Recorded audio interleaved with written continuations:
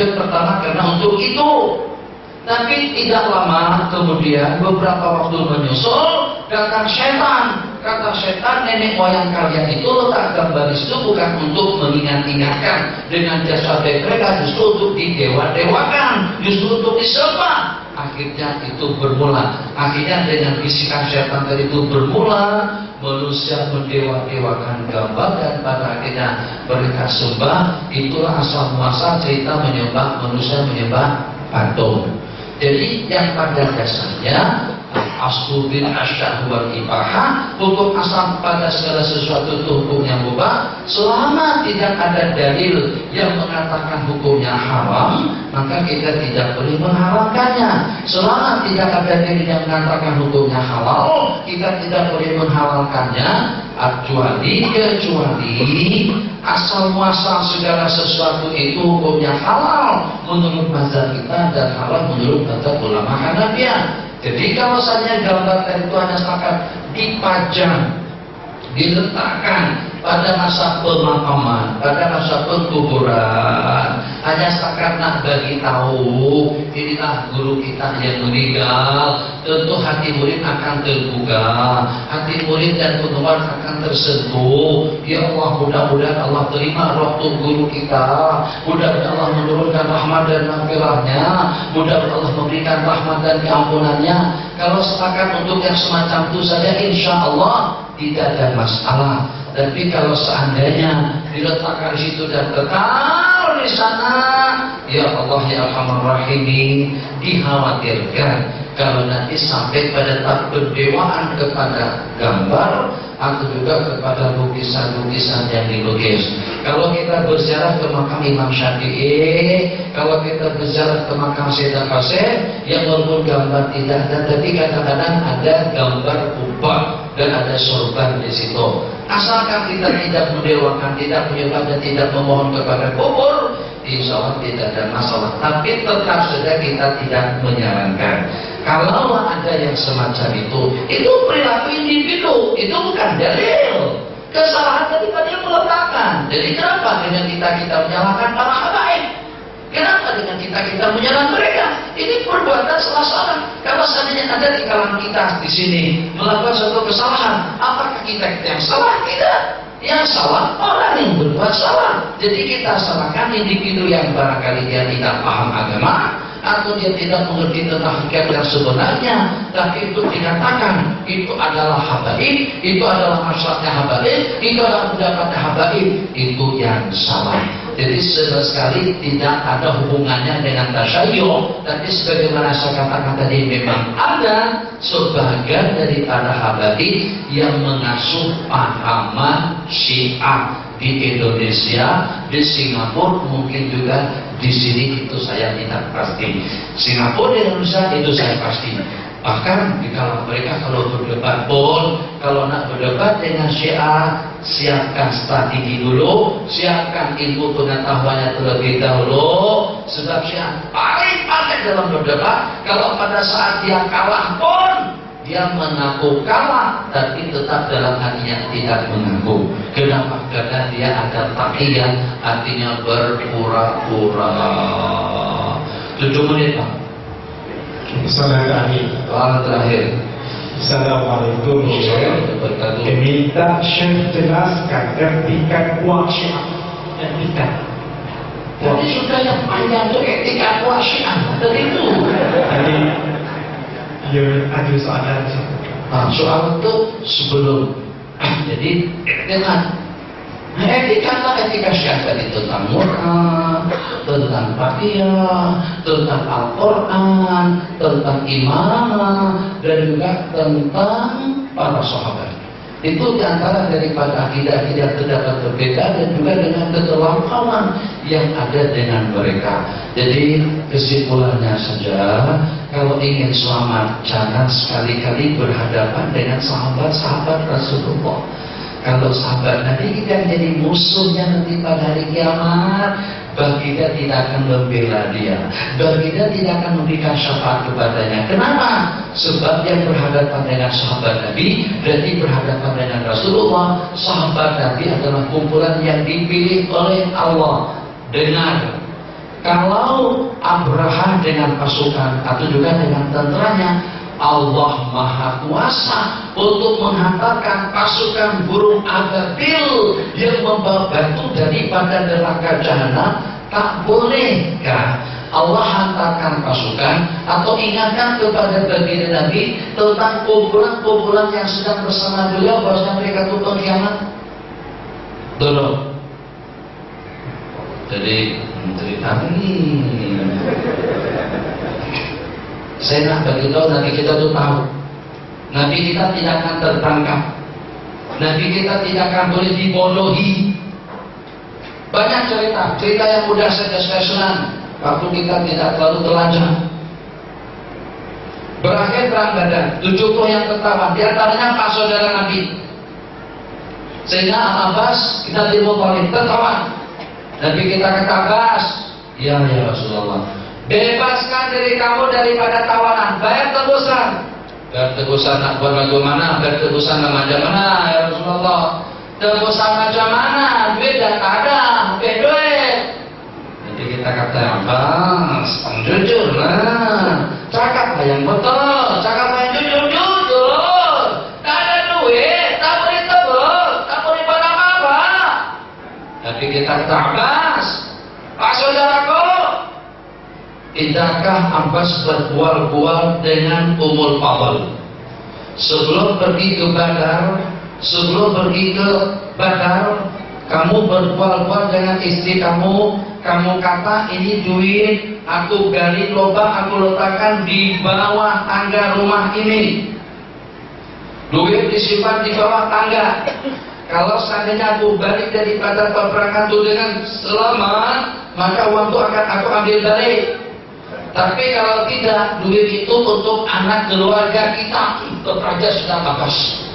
Kata Sayyidina Al-Abbas, demi Allah, ada orang pun yang tahu siapa yang ada SMS itu.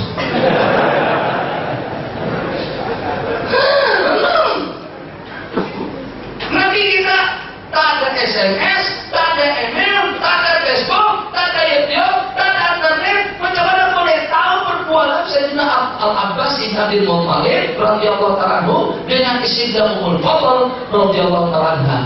Nabi kita boleh jam, cerita lagi sebentar, jangan risau. Pendek saja ceritanya. Jadi kata Umair kepada Umayyah, kata dia, sudah tak nikmat lagi hidup setelah tokoh-tokoh Quraisy ramai yang terbunuh pada peristiwa Badar. Kata Umayyah itu, dah ramai, tak nikmat lagi. Abu Jahal mati, Umayyah mati, Ubay bin Khalaf mati, tak ada nikmat. Tokoh-tokoh masyarakat kita, orang-orang kita sudah banyak yang terbunuh. Kalau bukan karena hutang piutang, kata Umayyah, kalau bukan karena anak keluarga, saya akan pergi ke Madinah bunuh Muhammad. Jadi kata Safwan, oh ibu tahu? Iya, aku tak boleh pergi ke Madinah itu karena hutang piutangku, tambah dengan anak biniku. Oke, kata Safwan, kalau itu yang awak cadangkan, anak bini kamu aku yang tanggung dan aku yang belajar urus mereka, utang piutang kamu aku akan bayarkan. Kalau memang rencananya nak membunuh, siap-siap enggak, pedang beracun, persenjataan lengkap, pergi ke Madinah, sampai ke Madinah, jumpa si Umar depan pintu gerbang masjid. Si Umar pegang ke sini, Umayyah, ngapain lo ke sini? Si Umar cakap bahasa Jakarta. Ngapain awak datang kemari? Ngapain lo ada di sini? Jadi kata Umar, aku datang kemari nak tebus anakku yang ditawan oleh kalian pada perang Badar. Aku nak tebus, nak bayar duit kalian, nak bayar duit kepada Nabi Muhammad SAW. Jadi kata Sayyidina Umar, kalau tak menebus, kenapa bawa pedang? Kenapa bawa panah? Kenapa bawa tombak? Kenapa dengan senjata lengkap? Senjata lengkap itu tak ada maknanya juga, tak ada gunanya juga. Itu pada perang Badar itu kami kalah. Nanti kita tengok Umar datang. Sayyidina Umar berkomentar. Kata Sayyidina Umar, sesungguhnya aku lebih seronok tengok babi daripada tengok mukanya Omar. Nabi kita kata, lepas dia, lepaskan. Datang Umar berjalan, teruskan. Mendekati Rasulullah terus duduk dan langsung Nabi kita pegang. Mari. Lalu Nabi kita bahasa tadi juga, ngapain lu datang ke sini? Untuk apa kamu datang kemari? Kata Umar ya Rasulullah, anakku sedang tertawa. Aku nak bertebusan agar anakku itu dibebaskan. Nabi kita bersabda, ustukil qaul. Cakap yang jujur, cakap yang benar. Iya, itu yang betul, itu yang benar ya Rasulullah. Nabi kita kata, cakap yang betul, jangan dusta. Tidakkah kamu duduk di bawah Ka'bah dengan Safwan? Kamu berkata, kalau bukan karena hutang piutang dan kalau bukan karena anak dan istri, aku akan berangkat ke Madinah untuk membunuh Muhammad. Oh baik, gampang dan beranjak. Cuma Nabi kita mendapatkan email daripada siapa sampai tahu rahasia mereka berdua. Kata Umar, demi Allah tidak ada seorang makhluk pun yang mendengar perbuatan kami berdua pada saat itu. Yang saya maksud daripada cerita tadi itu, kalau Abu Bakar itu berkhianat, si Umar itu khianat, sampai Nabi kita curang, Nabi kita boleh kalau Nabi kita tak tahu pun Al-Quran akan beritahukan, Al-Quran beritahukan tentang kumpulan orang-orang munafik. Takkan Allah biarkan Nabi kita dikelilingi oleh kumpulan-kumpulan yang khianat, seumpama sahabat-sahabat Rasulullah sallallahu alaihi wasallam. Jadi sudah beda. Sudah nanti bina-bina penentilan semua. Oke, tamat terakhir. Kita terus dengan jawaban, soalan terakhir. Dari lagi surat tangan. Nah, jangan lagi datang tanya haram bukan. Oke, soalan seterusnya. Assalamualaikum Pak Guru. Di Sarawak kurangnya pahaman tentang tarikat sufi. Boleh dijelaskan tentang tarikat seperti tarikat Alawiyah dan Nasyabandi? Abang kuliah mana? Kalau sudah paham, ada yang dari Terengganu, Kuza, ada yang dari Wahidi, KL, ada juga dari Pandaibo, IAEN dengan sebutan di sana. Jadi tarikat itu tidak jauh berbeda. Bapak minta pertanyaan ke soalnya. Dulu Pak.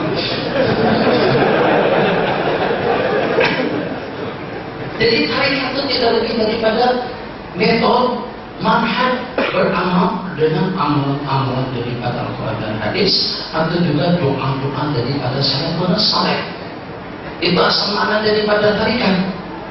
Hanya pada saat dengan kita tidak ada tarikat, kita senang beramal dengan amal yang mana satu kita ambil dari masjid ini, kita ambil daripada di sana, kita ambil daripada dikit ini, kita ambil daripada dikit yang sana. Nah, jadi misalnya saya di Bogor, jadi udah cantumkan, sudah tulis, sudah saya jadwalkan amalan-amalan yang dibaca oleh santri-santri saya di sana. Selepas sembahyang subuh kita baca ini, selepas sembahyang zuhur kita baca yang ini, selepas asar kita ada amalan. Jadi itu kalau ditulis akan menjadi tarikat berjadiah. Kenapa? Sebab sudah jadi amalan rutin oleh pelajar-pelajar dan juga pendengar hadis pengajian kita. Ustaz Hashim buat amalan bersama jamaah di sini pada tiap malam Jumat dengan beberapa amalan-amalan dari Ustaz Hashim, dimulai dengan istighfar 100 kali, bersambung dengan salawat, bersambung dengan tasbih, bersambung dengan munajat. Ada datanya yang diambil dari Ratib Al-Hadad, ada datanya diambil dari Ratib Al-Habib Al-Aqas misalnya, terus dia kumpulkan. Beliau boleh namakan kumpulan dikit yang sudah kumpulkan tadi itu dengan tarikat Al-Hashimiyah. Tentunya juga dengan tarikat Al-Alawiyah. Silsilahnya kepada Bani Alawi, silsilahnya daripada para Habib, amalannya tidak ada yang menyimpang daripada ajaran. Tarikat Naqsyabandiyahnya, Khalwatiyahnya, tarikat Alawiyahnya, tarikat Tijaniyahnya, tapi ada juga Tijaniyah yang melampau. Jadi asal mana daripada tarikat itu adalah kumpulan daripada amalan-amalan, baik daripada Al-Quran maupun daripada hadis, atau daripada amalan ulama-ulama salaf, ulama-ulama kita dahulu, daripada alim atau juga daripada yang lain yang memang dikenal khasiat, kelebihan dan keistimewaannya, terus kita amalkan secara istiqomah sehingga sampai menjadi tarikat atau sampai menjadi amalan kita. Tapi kalau seandainya ada di antara daripada amalan-amalan tarikat tadi yang menyimpang daripada ajaran agama yang bertentangan dengan pedoman hukum dan hakam, itu akan kita daripada sesiapapun amalan tadi itu. Jadi bukan dengan nama daripada tarikatnya, yang penting satu, tidak bercanggah dengan hukum hakam, dan juga berpedoman langsung dengan sunnah-sunnah dan ajaran Sayyiduna alaihi salatu wassalam, Sayyiduna Rasulullah sallallahu alaihi wasallam. Tentang nama itu terserah. Jadi tarikat itu tidak lebih daripada madrasah ahli suluk yang membimbing dan yang memandu hati kita dan membawa kita di jalan Allah untuk mendekatkan kita kepada Sang Pencipta. Jadi keutamaan saya mungkin daripada amalan pribadi, rupa-rupanya yang paling memudahkan keperluan hidup, yang paling mudah untuk kita mencapai suatu target, dan yang paling membuka madad rahmat dan kuyubat daripada Allah. Itu kunci yang pertama, istighfar, kedua salawat, yang ketiga tahlil, keempat hasbunallah. Maka saya ajak murid-murid saya untuk beramal dengan amalan yang semacam itu. Nah, kalau sudah jadi amalan orang ramai, secara istiqomah diamalkan, itu dikatakan tarikah Nuruddiniyah atau tarikah Banjariyah atau tarikah apa saja namanya. Macam itu asal-muasal cerita wujudnya tarikah. Jadi daripada amalan tadi itu ada syekh tarikahnya, ada syekh borsyekh, ada guru murabi.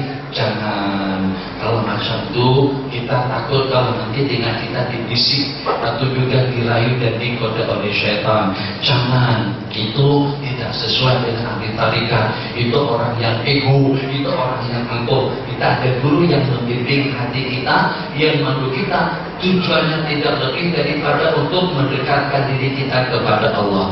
Kalau kita nak berbeda daripada tarikat tadi itu ada masalah. Pindah kita kepada tarikat yang lain. Misalnya Naqsyabandiyah, ada Naqsyabandiyah, Qadiriyah, Alawiyah. 3 tarikat tergabung menjadi satu. Ada masalah, boleh kita beramal dengan tarikat sebab tersakat amalan saja. Jadi tidak lebih daripada beramal dengan ilmu dan juga beramal dengan amalan yang sudah pernah diamalkan sebelumnya, tapi dengan cara-cara tertentu. Ada sebagian tarikat puasa terlebih dahulu. Ada satu tarikat di Indonesia dengan Kiai Mufassir. Itu kalau nak bergabung untuk ke pondok pesantren itu syarat pertama harus puasa selama 11 hari. Biasa, dengar dulu cerita belum habis. Puasa di situ, puasa untuk sahurnya Bismillahirrahmanirrahim, seteguk air. Buka puasanya, dah selesai. 11 hari macam itu. Bukan nasi mandi, bukan nasi dagang. Buka puasa hanya dengan seteguk air, sahurnya pun juga hanya dengan seteguk air 11 hari. Kalau boleh tahan, oke, ikut bergabung dengan tarikat Syekh Mudatsir, adanya di Banten. Satu. Kemudian yang kedua, si santri yang menyantri di situ, baju buat sendiri, songkok buat sendiri, makan minum daripada hasil kerja sendiri. Ada lahan tanah luas, bercocok tanam. Tak boleh berpindah daripada minum air kepada makanan yang dimakan tulang pisang. Harus pisang yang ditanam oleh dia sendiri. Oh, makanya muridnya tak pernah ramai. Dalam 2 bulan orang saja tak ada yang tahan. Tapi masya Allah, banyak kurus-kurus saya tak pernah jumpa, tapi dulu cerita teman-teman orang yang kurus, tapi dirasa tajam. Boleh menceritakan kita datang ke situ sebelum kita bercerita tentang hajat kita, tuh guru tuh sudah boleh cerita. Ini maksud ada datang kemari. Nanti tengok keadaan semacam itu, ya Allah, kita biasa makan habis sampai 1 bulan habis. Terus minum seteguk air, nah boleh. Dan sampai itu di agama kita tidak ajarkan kita untuk menyiksa diri semacam itu. Qul man harrama zinatallahi allati akhraja li ibadihi wat thayyibatu minar rizq. Katakanlah ya Muhammad, siapa orang yang mengharamkan thayyibat, makanan-makanan yang nikmat dan nyaman yang Allah anugerahkan untuk kita, yang halal kita makan, tapi dengan cara sepertiga untuk makanan, sepertiga untuk nafas, dan juga sepertiga untuk minuman. Sama sekali tidak ada larangan kita makan itu dan ini. Kalau tidak, itu siapa dunia? Allah ciptakan dia itu siapa? Ada durian, ada cempada, ada manggis, ada mangga, ada mentimun, ada tepikai, ada manggis, ada macam-macam buah yang kita tidak tahu. Apakah istana itu ditumbuhkan macam itu saja? Apakah buah-buah tadi itu untuk terang, untuk monyet, untuk warik? Sini bahasa apa yang mana satu? Terang kan monyet yang warik kan? Terang untuk terang atau untuk gajah? Itu Allah ciptakan untuk kita agar kita tidak menikmatinya. Nikmati dan kita syukuri. Alhamdulillah, insya Allah kita akan mendapatkan ganjaran pahala daripada segala makanan yang dimakan. Hada wabillahi taufiq. Cukup setakat ini dulu. Wassallallahu ala sayyidina Muhammad wa ala alihi wa sahbihi wasallam. Subhanakallahumma wa bihamdika asyhadu an la ilaha illa anta astaghfiruka wa atubu ilaik. Insyaallah kita berdoa kembali di lain kesempatan. Wallahu a'lam.